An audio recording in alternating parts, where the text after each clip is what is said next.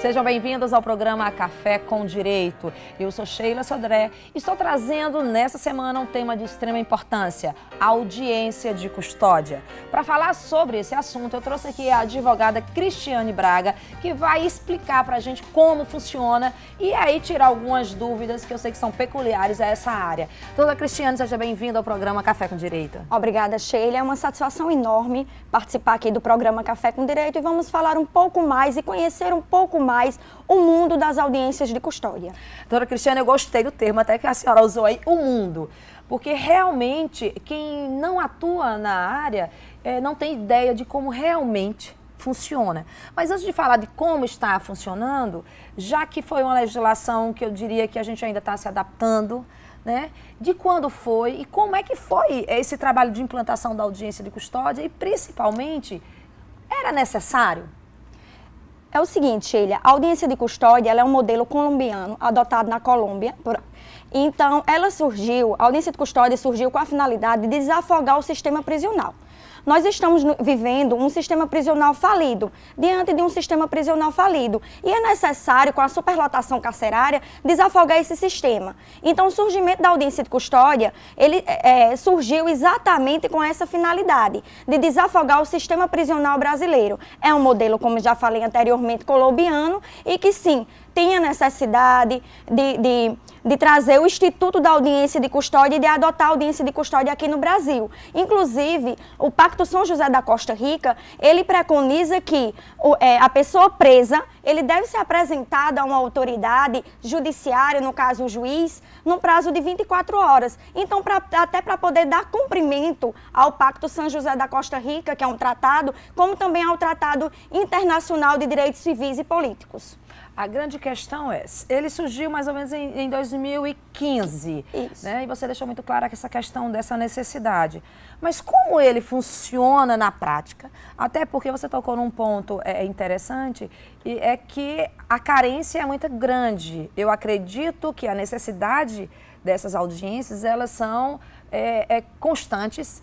E qual é essa periodicidade para poder fazer valer, né, legalmente o que se quer proteger, o que se quer tutelar com essa legislação? A própria resolução 213 do CNJ, ela dispõe que o preso, né, a pessoa presa, ele tem que ser apresentado ao juiz num prazo de 24 horas para verificar as circunstâncias da prisão, se foi legal ou não, e as circunstâncias de como foi feita a prisão pela autoridade policial também. Então, ele vai analisar as circunstâncias da prisão como um todo. Então, é necessário sim que nesse prazo de 24 horas cumpra a resolução 213 do CNJ e que venha sim a pessoa presa, ser apresentada à autoridade no prazo de 24 horas. O que acontece? Hoje em dia nós estamos vivenciando a audiência de custódia de segunda a sexta-feira, exceto os finais de semana e feriados. E como é que fica no final de semana, que geralmente também deve ocorrer, ou a gente sabe que ocorre, algumas prisões?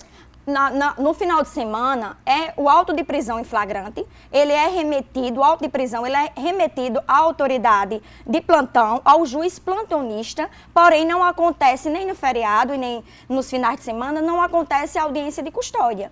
A audiência de custódia, elas realmente só ocorrem em dias úteis hoje.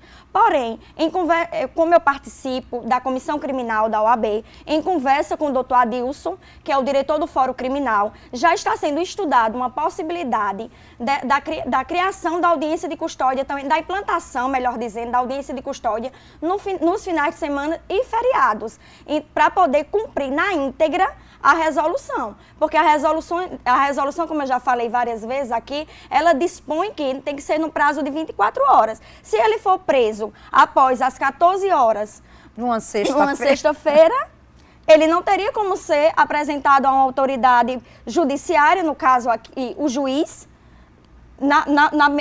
no sábado. Ele teria que esperar o quê? A segunda-feira, que era o dia útil subsequente, para ser apresentado ao juiz. Isso acontece hoje? Isso acontece nesse hoje. Período, desse final de semana, aonde os presos vão ficando? Nas delegacias? Nas delegacias, né? Porque como são prisões e realmente eles necessitam ser apresentados a uma autoridade judiciária, no caso, eles precisam ser apresentados e participar dessa audiência de custódia, porque é um direito deles. Então, eles ficam aguardando na delegacia até o dia útil subsequente, para que eles possam, sim, ser apresentados a um juiz na audiência de custódia. Então vamos aqui tentar entender mesmo a prática da audiência de custódia, né? Então, por exemplo, a necessidade durante essas 24 horas, você já deixou claro, é no nosso fórum, no fórum criminal, ele tem que ser acompanhado por um advogado. E como é que é constatado, e aí nessa questão até da própria proteção, nesse período, se acontece uma vez a cada dia, onde ficam esses presos? É um local só para todos os presos daquelas 24 horas? Como é feita essa segurança realmente, não só das pessoas como um todo, mas da própria integridade do preso, né? Porque um dos objetivos é a integridade do preso, porque está ali sob a responsabilidade do Estado, né? Como é que funciona isso hoje? Sim, a integridade do preso é obrigação do Estado garantir, né? Nós sabemos que é a obrigação do Estado garantir e zelar pela integridade do preso. Na audiência de custódia, eles são remetidos das delegacias, o qual passaram o flagrante ou o final de semana. Então, eles são remetidos para a custódia e lá eles ficam sob a vigia de policiais, certo? Em uma sala, que tem uma cela, e lá eles ficam aguardando a audiência de custódia. Quando chegam no fórum criminal para poder participar dessa audiência. Lá tem celas, tem uma cela exatamente para que isso ocorra. Doutora Cristiane, quantos mais ou menos ficam nessa cela? E como é que é? É respeitado as prerrogativas do advogado na questão de ter um contato com o seu constituinte, por exemplo? Doutora Sheila, falar em quantidade é complicado porque depende do número de prisões. Né? Então, depende muito do número de prisões. Vamos dizer que o dia que tem mais pessoas, seria geralmente segunda, mais pela presas, lógica, né? pela lógica, na segunda-feira. Né? A gente vem de um final de semana que tiveram um elevado número de prisões, então na segunda-feira. Mas chega a ficar abarrotado, como Sim. é aquela realidade que a gente vê muito se falar ou se reclamar nas celas, né, depois do trânsito, julgado e tudo nas prisões. Esse quadro se repete também, então, numa audiência de custódia, nesse momento? Nesse momento, sim, mas isso aí não é um momento duradouro, é um momento curto, tá? Que eles estão ali apenas numa cela, porque estão presos, né? Estão sob a custódia do Estado, mas eles estão ali apenas numa cela aguardando a audiência de custódia. Então, assim, no meu ponto de vista, eu não vejo nenhum malefício quanto a essa situação, não. Enquanto a integridade física deles ser zelada, totalmente. Até porque os policiais que fazem, que tomam, que têm o cuidado, né, que estão sobre a vigia, que eles estão sobre a vigia dos policiais, então eu não vejo, assim, nenhuma ofensa à integridade física deles, não. O ambiente é um ambiente que dá para ficar. Às vezes, realmente, ficam em torno de 30, 40 pessoas presos, esperando a custódia, os custodiados, né? Mas, assim, no mais, eu não vejo nenhuma... Até porque também eles separam. Eles dão uma separada. Lá tem umas cadeiras que, tipo, tem mulheres grávidas, eles tentam fazer essa separação dentro daquele pequeno espaço, mas eles conseguem contornar a situação e manter a integridade física e zelar pela integridade física do preso. Então vamos pensar então numa audiência de custódia, em relação naquele momento de audiência, né? Que é o momento que vai passar pela história da vista do juiz, né? Para se certificar realmente se houve algum tipo de ilegalidade também na prisão, além, né, de verificar a questão de física, né? Serve também para verificar se foi uma prisão legal ou uma prisão ilegal. Durante a audiência, como isso desenvolve e quais são as consequências daí em diante?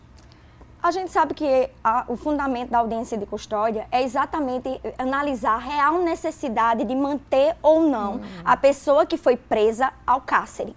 Então, o juiz analisará o processo, né? Não, a prisão como um todo. É isso mesmo. A grande questão aí que você mencionou até antes era que o objetivo dessa análise seria exclusivamente a necessidade de ir preso ou não, sem ir tão fundamente ao mérito da questão, mais ou menos isso? Isso, porque na realidade a audiência de custódia, ela é como para garantir a integridade também física do preso. Né, para ver como foi que se deu a prisão, as circunstâncias da prisão, se o preso também recebeu um tratamento adequado pelos policiais e pelas pessoas que efetuaram a prisão, entendeu? Se a integridade física dele foi resguardada. Então, a audiência de custódia, ela analisa a circunstância da prisão como um todo. E também para ver a real necessidade de manter ou não a prisão, de transformar essa prisão em uma prisão preventiva ou de conceder a liberdade provisória. E aí a gente também pode falar das medidas diversas à prisão, claro, que são as medidas cautelares, que também são consequências que vêm também, que são analisadas na audiência de custódia. Tudo isso pela autoridade judiciária, tudo isso pelo juiz. O juiz ele analisará a custódia como um todo, entendeu? Tanto as circunstâncias da prisão, ou a legalidade, ou se há necessidade de manter ou não aquela pessoa presa no cárcere. Então, será feita a análise do auto de prisão em flagrante, porque também a gente só fala em audiência de custódia, Sheila, é bom esclarecer, só de flagrante. A audiência de custódia não é apenas para prisão em flagrante. Mandado de prisão também tem audiência de custódia. Só que aí não ocorrerá no núcleo de custódia, falando aqui da capital, mas sim na vara que emitiu o mandado de prisão. Então, o juiz também que emitiu o mandado de prisão, ele também olhará as circunstâncias e analisará as circunstâncias daquela prisão. O porquê da importância da audiência de custódia? A audiência de custódia é porque o juiz ele passará a ter um contato direto com o preso. É o momento dele falar também, não entrar no mérito, porque a gente sabe que a audiência de custódia, ela não é para decidir mérito. Ela não está ali para decidir mérito, ainda não se tem processo. Uma ação penal não se iniciou. A ação penal só se inicia com a denúncia, com o recebimento da denúncia. Então, não se iniciou uma ação penal. Então, o mérito não é discutido na audiência de custódia, que muitas pessoas desinformadas acham, veem uma pessoa saindo na audiência de custódia, que é um direito dela e acham, agora está fácil. Com a audiência de custódia, ficou mais fácil. Todo mundo fica livre. A ideia é mais ou menos essa, né? A polícia prende, o judiciário solta. Mas que não foi analisado, não teve uma ação penal, ainda ali era apenas para saber se a pessoa presa deve ou não permanecer presa. Agora você falou e mencionou a questão das penas alternativas, ou pena não, né? As medidas, se há uma necessidade ou não de manter. E dentre essas alternativas, existe a ficar livre, e aí com algumas consequências ele sai e fica com algumas obrigações de ir pessoalmente, né? Tem uma coisa mais ou menos assim. E existe também a tornozeleira. Né? Como é normalmente utilizado e como está o nosso Estado preparado para exatamente essas medidas alternativas? São medidas cautelares, né? São as medidas cautelares diversas à prisão, preconizada no artigo 319 do CPP. Né? Então, lá, ele elenca 9 possibilidades que o juiz tem de não manter aquela pessoa no cárcere, não decretar a prisão preventiva, mas sim a liberdade provisória com medidas diversas à prisão, certo? Com medidas cautelares. E uma delas é exatamente a tornozeleira eletrônica, que surgiu, que é um modelo americano, que também é para desafogar o sistema prisional. Ou seja, nós estamos vendo aqui que a audiência de custódia, as medidas cautelares diversas à prisão, são medidas, são providências que estão sendo tomadas exatamente para desafogar o sistema prisional. E o sistema prisional brasileiro, nós sabemos que é um sistema prisional falido. Então, realmente, essas medidas emergenciais, essas medidas, elas têm que ser tomadas. Doutora Cristiane, a gente vai ter que parar para o intervalo, mas eu gostaria muito que no próximo bloco a gente retomasse essa questão das medidas para a gente entender como elas estão sendo geridas e aplicadas aqui dentro do nosso estado da Paraíba. Já já a gente retorna com o programa Café com Direito e eu aguardo você.